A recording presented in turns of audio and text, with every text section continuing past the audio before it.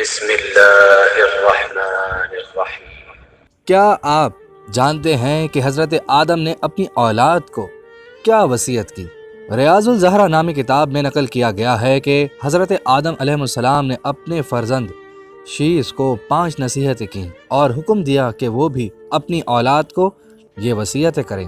پہلی وصیت: دنیا پر بھروسہ اور اطمینان نہ رکھو کہ میں نے جنت پر اطمینان اور بھروسہ رکھا تو خدا نے اس بھروسے کو بھی پسند نہ فرمایا اور مجھے وہاں سے نکال دیا۔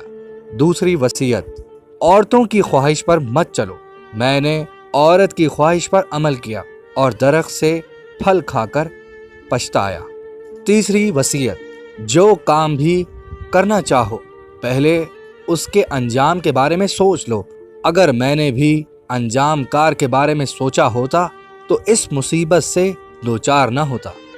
چوتھی وصیت: وہ کام مت کرو جس کے انجام دینے میں دل مطمئن نہیں، کیونکہ میرا دل اس درخت سے کھانے کے موقع پر لرز رہا تھا لیکن میں نے دھیان نہ دیا اور کھا لیا اور پھر ندامت اٹھائی۔